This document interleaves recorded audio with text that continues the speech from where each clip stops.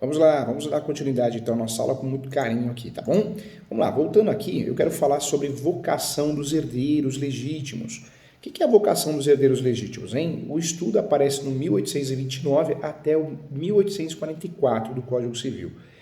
Podemos dizer que é o chamamento dos sucessores, e esse chamamento aos sucessores ele é feito de acordo com uma sequência denominada de ordem de vocação hereditária, que é uma relação preferencial estabelecida pela lei em relação a algumas pessoas, as pessoas são chamadas para suceder o de cujos que nós já explicamos que é o falecido.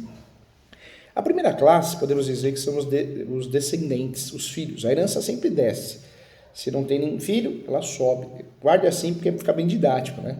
Regra, ela desce. Não tem filhos, ela sobe. Então, os primeiros herdeiros são os descendentes, mais cônjuge, claro. Já a segunda faixa, né, a segunda ordem, a segunda classificação, seria os ascendentes, mais cônjuge também. E a terceira ordem, né, seria aí o cônjuge mais os colaterais até quarto grau. Colaterais até quarto grau.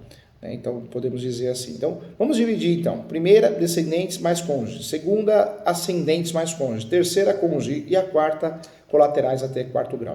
1829 do Código Civil. Fica mais fácil de entender. Descendentes mais próximos excluem os mais remotos, tá? Então é importante, hein?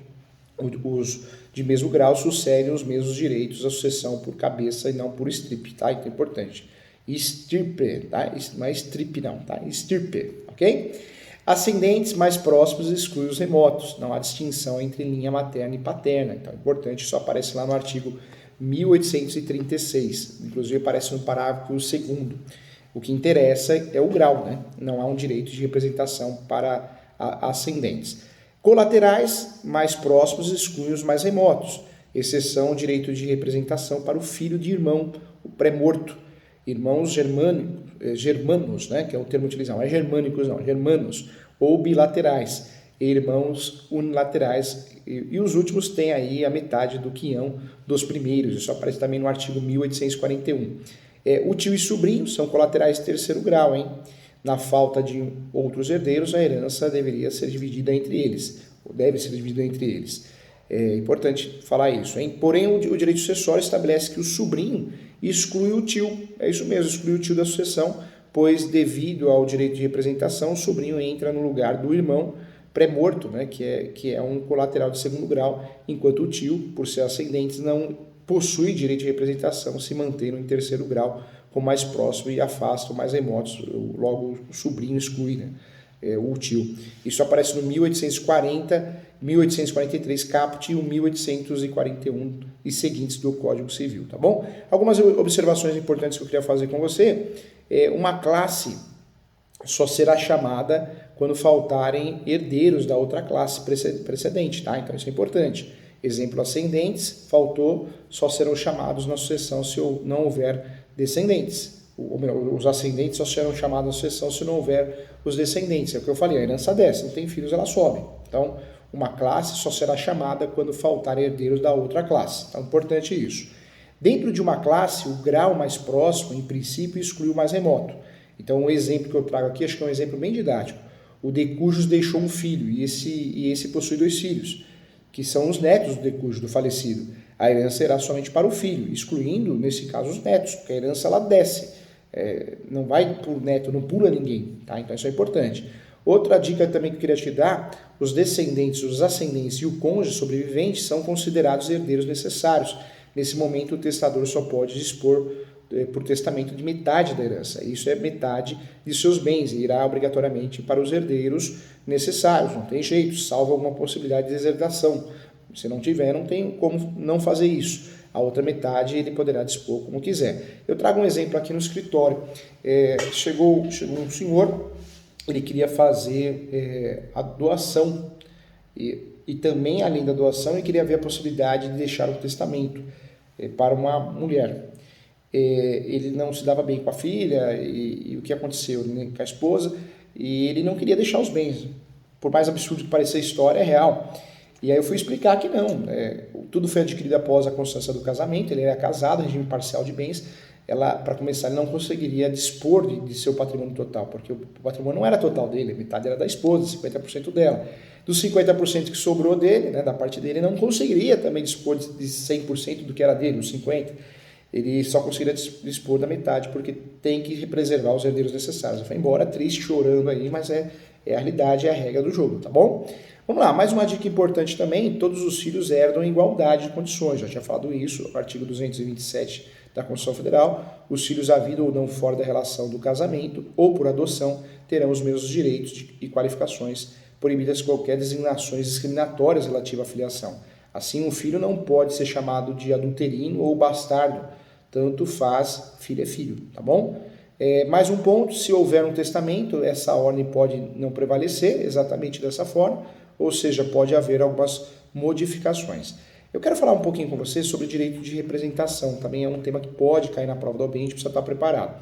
Em relação ao direito de representação, nós vamos estudar do 1851 até o 1856, dá-se o direito de representação quando a lei chama certos parentes do falecido a sucederem todos os direitos em que ele sucederia se tivesse. 1851 só tem aplicação na sucessão legítima. Eu trago um exemplo aqui, A faleceu deixando 5 filhos, 2 deles, B e D, faleceram anteriormente, ou seja, antes de A.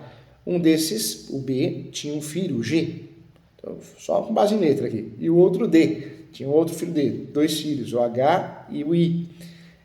Cada um dos filhos, o A irá receber 20% do patrimônio do pai, né?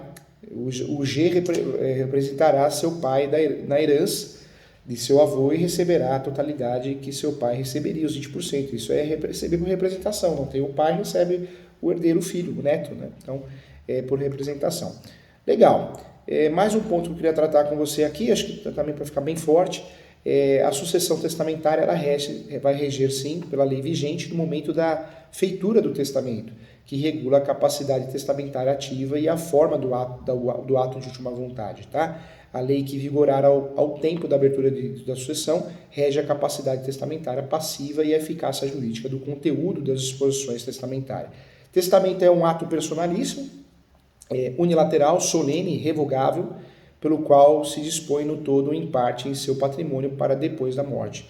O testamento serve, então, também para a nomeação de tutores, né? Reconhecimento de filhos, deserdação de herdeiros, revogação de testamentos anteriores e outras declarações de última vontade. É importante falar sobre isso, pode ser objeto de pegadinha na vida, né? Na vida prática e também no exame de ordem. Então, é importante bater um papo sobre isso. Legal, tem um resumo bem completo para você estudar, para você ter acesso. Faça a leitura desse resumo, faça a leitura desse material de apoio. Esse material vai te ajudar, vai te dar muita eficácia para você fazer a prova com muita tranquilidade, tá bom? Eu queria só bater um papo sobre restrições do testamento. Não se pode dispor de mais da metade dos bens havendo herdeiros necessários, tá? Descendentes, ascendentes e cônjuge sobrevivente, salvo se os mesmos forem deserdados. Então, guarde isso, porque isso cai na prova da OAB. Formas de testamento. É importante saber que tem a forma ordinária, público, particular e cerrado. Cerrado é o Kinder Ovo, uma surpresinha, só descobre após a morte. E existem os testamentos especiais, que é o militar, o marítimo, o aeronáutico. O testamento ordinário, ele na modalidade pública, aparece no 1864 e 1867. É um testamento lavrado por tabelião de notas, de acordo com a declaração de uma vontade do testador. Então, importante. O testamento cerrado aparece no artigo 1868 ao 1875.